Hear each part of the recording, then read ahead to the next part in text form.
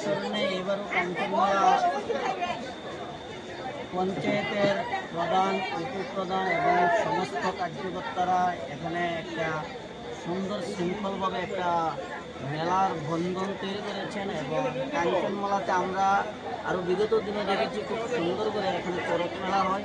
সেই চড়ক মেলায় আমাকে কাঞ্চনমালার প্রধান, উপপ্রধান এবং সমস্ত যারা সমাজসেবক আছে তারা আমাকে নিমন্ত্রিত করেছে। আজকের এই চড়ক মেলার উদ্বোধন করেছি এবং এখানে যে লোক সমাগম আমি দেখতে পাচ্ছি সেখানে সত্যিই একটা মিলন মেলার একটা স্থল হিসাবে আজকে এই চড়ক মেলা অনুষ্ঠিত হচ্ছে।